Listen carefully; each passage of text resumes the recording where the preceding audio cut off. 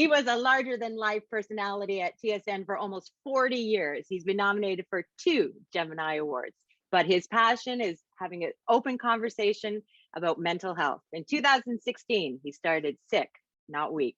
Welcome to My Kind Canadian. It's Michael Landsberg. Hey, I was just thinking, man, my ratio of years in broadcasting to Gemini Award nominations is not very good. I mean, I think we're at, like, it was 2 in 40, which is 1 in 20, which is 5%. You may want to start this over again because you just humiliated me. But 2016 was actually a good comeback for you because that was a big change in my life. And it all kind of relates to broadcasting and mental health and all of these things. As a matter of fact, and you can we don't need you now. I'll just talk for the next. Okay. Yeah, how long do you want? Hey, congratulations. I don't think a lot of people even get nominated for Gemini Awards, so I think 2 for 40 years is pretty good. Congratulations on that. Yeah, 2 for 40 years, and I did get one eventually, a Canadian Screen Award, but it was I'm so embarrassed about this. Oh God, it was humanitarian award for mental health stuff. It was like, no, I don't want the humanitarian award. I want people to go, and the nominees are Ron MacLean, James Duthie, and Michael Landsberg, and the winner is Michael Landsberg. So I could get up and say, suck it, Ron MacLean, suck it, James Duthie. But no, they give me like this token. We better give them something.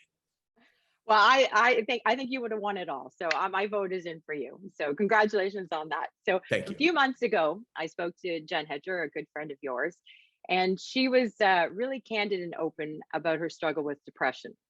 And she said that you were very kind to her after she had her baby, and that you were one of the few people, the first people, in fact, that spoke about it and normalized it. You spoke about it in a way that disarmed people, that you used humor and laughter to get your message across. So I wonder, what role do you think kindness plays in mental health and in the treatment? It's funny that it's not funny that you say that. I mean, it's kind of the name of your show. But I think there's, and I have to explain this because it's not going to sound like what you want, but there's a selfishness to kindness, right? Like, why are we kind? And part of it is because we get something back, right? Because our act of kindness gives us something in return. So I think for me, it's been probably 2-dimensional. One dimension would be that it helps me justify the pain that I've had, what I've given up to depression in my life. Right. It's like I'm paying it back. It's purpose to pain. It's getting to use the worst thing in my life as one of the best things in my life. And that is, in a strange way, that's really rewarding for me. It's like, okay, I'm having a bad day, but you know what? I'm still doing something good with it.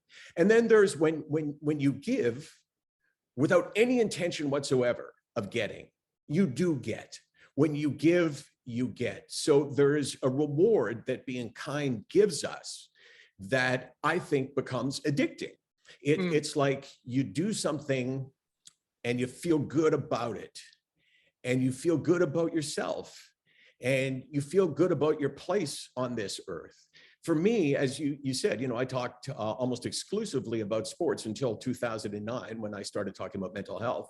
And that it kind of changed me, not intentionally, but it was like, whoa, I have a place on this earth outside of talking about, who's going to play on the third line for the Maple Leafs.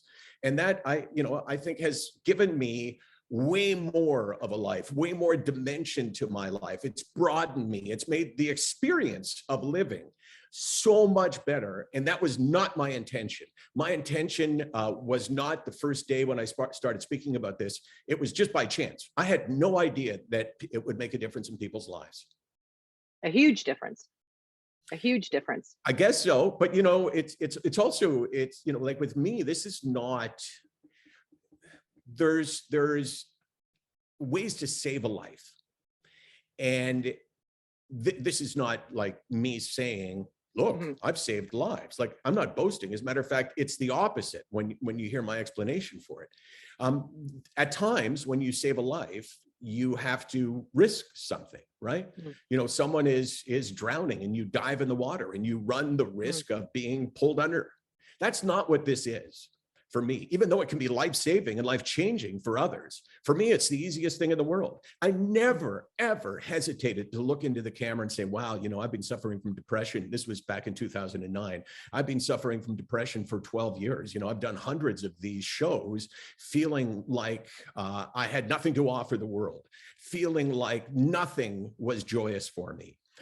And, you know, that was never hard though. That was always like the easiest thing in the world. I was never ashamed or embarrassed about mental illness. The first day when I went to the doctor and I came back with a prescription for Prozac, I started talking to Bob Makowitz, who was my buddy and the producer, and a couple of other people. And I said, like, this is great. Like, I'm holding in my hand potentially something that's going to give me my life back. So this is all self-deprecating, saying, you know, I go up to speak and people say, you know, please welcome Michael Landsberg, one of the bravest guys around. It's like, no, I'm not brave. I'm not saying what I do isn't useful, but I'm not brave, because to be brave, you have to be anxious or nervous or afraid, and I'm not. So I was a guest on Off the Record in 2001. And you were always very kind to me. And you made sure that the guys, the athletes, were respectful and lovely. And knowing now what I know, that you were in such a dark place then, I would have never guessed in a million years, because you seemed like the guy that had it all. You were charming, attractive, you had a great family, lovely show. So now I know you had a depression mask, as people put that on. So as a friend or someone that wants to help, how do I recognize that, or how can I help? What can I do? Yeah, see, here's the problem. This is what you're contending with. You're contending with experts in this field, because if you have these two particular things, if you have battled something like depression, and I always talk about depression, but depression, anxiety, a mania, bipolar, they're all from the same family. But it's easiest for me just to say depression. So if you're talking to somebody who has battled depression for an extended period of time, and B, does not want people around him or her to know that he or she is battling depression, then you've got an expert you've got Meryl Streep. You know, you've got the ability, this person has the ability to not show you what is being felt inside, but we show you what we think you want to see in us. And that's what TV is about anyway, right? You know, I don't know who you would watch on TV now. Like, I mean, we're all watching the Olympics. And if you watch Scott Russell on the Olympics, you can't tell whether he's had a good day or a bad day, right? Like, everything's the same. You watch Lisa LaFlamme on the news and you go, well, you know, she's the same every day. That doesn't mean she's felt the same every day. That means that in her job is to show the audience what she thinks they want to see in her. Sad story, she has to act, you know, kind of sad. A happy story, she has to act happy. That's, though, a skill that people with depression develop. We don't show you what we're feeling. We show you what we think you want to see in us. And it can be really difficult. I mean, there are clues that I can give you. And the biggest thing is, you know, I call it the basic joy test. The basic joy test is something in your life that brings you a small amount of joy, because it's a small thing, not, you know, something massive like having a child, or your child, having an accomplishment. I mean, those are really big things, but just little things. And for me, ironically, I have a cup of coffee here, and I love coffee. I love coffee. Notice how I changed from love to love. The slow love. Coffee. I love Brian Piccolo. That was movie. You love it, yeah. Brian's song. So I love coffee. When I take a sip of coffee in the morning, if it brings me a little bit of joy, you know, like that, not like, oh my God, But if it brings me like that little, you know, that was good, then that means to me that I'm doing okay. And so when you look at other people and you look at the little things in their life that they used to like doing and now don't appear to get the same amount of joy, or B, have stopped doing. I mean, it's not as simple as, well, you know, if they stopped working and they stayed in bed all day, that would not be hiding mental illness. Right. But the little things, when you know someone really well, you know the little things that make them. Like, there's things that make me that are totally different than what make you. And if I'm looking at you and you and I are close, which I would assume in the context of this conversation, you're talking about somebody that you're close to, right? You know, Right. how do you see through it? Is, you know, I think you look at the micro aspect of their lives. Macro is they, you know, they have a job and they do this and, you know, or, you know, they stay at home. So you look at the macro things, the little things that make them, and ask the question, do they still make them? And, you know, when you talk to people, you know, I answer this question a lot because I have a lot of conversations about this. You know, how do I know if I'm depressed, the illness, or I'm just, you know, like kind of fed Having up with blues. the pandemic? Yeah. And I say, well, you know, like let's do the basic joy test. What's basic joy? Like think of something in your life, Anne, that you would say, yeah, that's, you know, brings me basic joy. What would it be? Libretto pizza. Okay. That's what do you have on the pizza? The fungi, the mushroom pizza. Okay.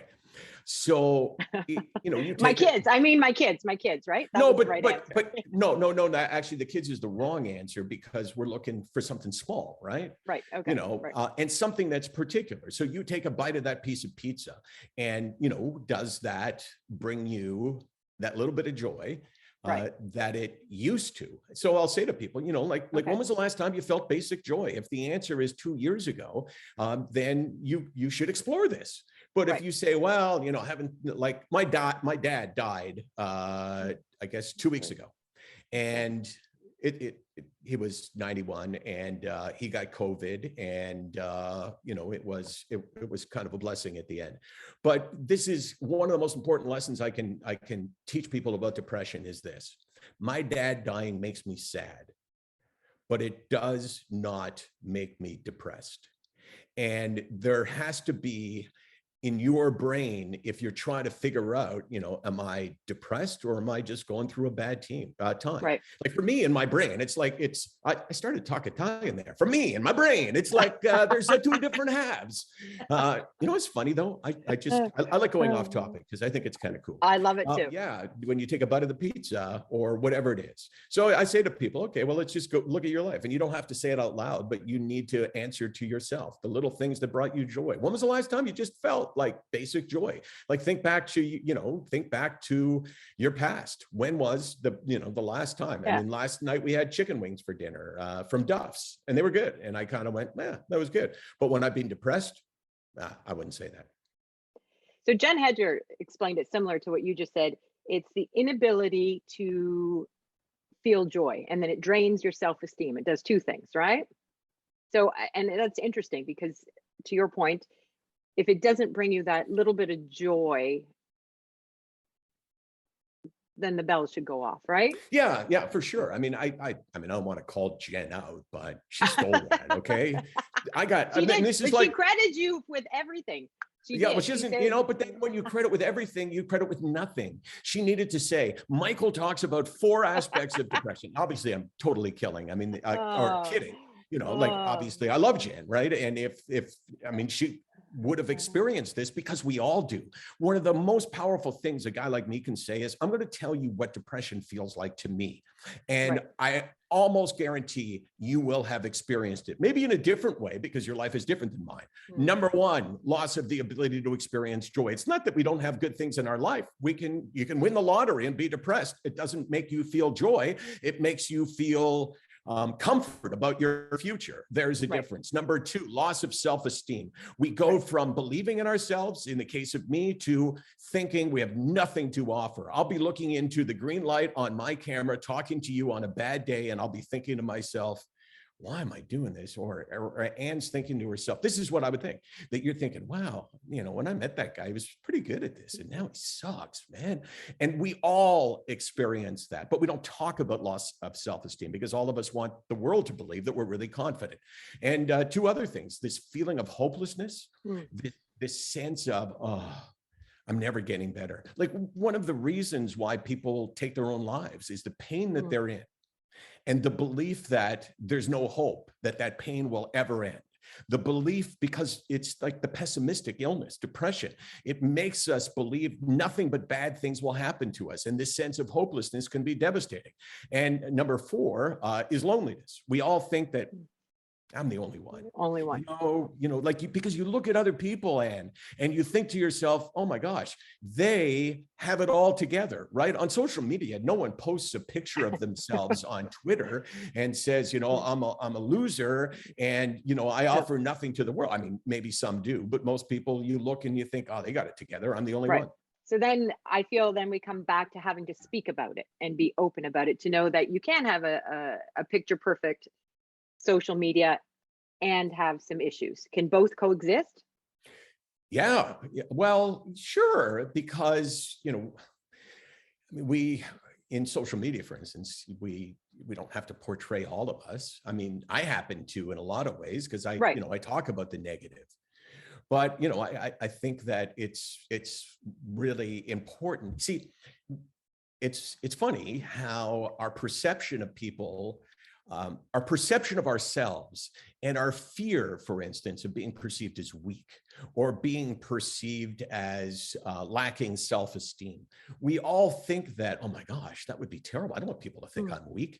And so we keep something like depression a secret. But the irony is that if you get in front of a group of people and you say, hey, my name is Michael Landsberg, I battle an illness called depression and anxiety. I have suffered for 20 years with depression, anxiety all my life. I'm on medication today and I will be tomorrow. I know why people take their own lives because I have felt like, oh my gosh, I can't go on with my life. But I'm not ashamed. I'm not embarrassed and I'm not weak. Like, who's the strongest guy in the world? It's in the room. It's me. And people will go, oh my God, that's so strong. And I say to them, well, why wouldn't you give yourself the same credit, for sharing? If you share, people see you, especially if you share with strength. People will see you as being strong, the opposite of what you fear. Right. But having said that, when it comes from you, a guy, a dude that's done sports, and that people have this perception of you, it gives people permission to say it and feel better about it. Does that make sense? Because of your position as a celebrity, as a TV host, as a person that's outspoken, that is smart. I think the permission is given and then normalizes it. It's like, okay, yeah, I can do this. So I think that's the difference. Because would you say that? Yeah, I would. But I also say there's something, there's a dimension to me and my description of me and my illness that's really difficult for people. And that is to say it with strength. That's not easy, even though I take it for granted, right? Like, hey, I battled depression. You think I'm weak? Really? You think that waking up every morning on a bad day and going and doing a TV show and looking into the camera, you think that's weak? You're out of your mind. But that's hard for people. Like, people say, oh, should I tell my boss? And I say, well, I think you should. I think that you owe it to yourself and you owe it to your boss to give them enough credit that you will be treated properly. But if you tell them like you believe you're weak, then they will see you as weak. So if I said, Ann, I don't know, I don't know why I get like this, right? I've got a great life.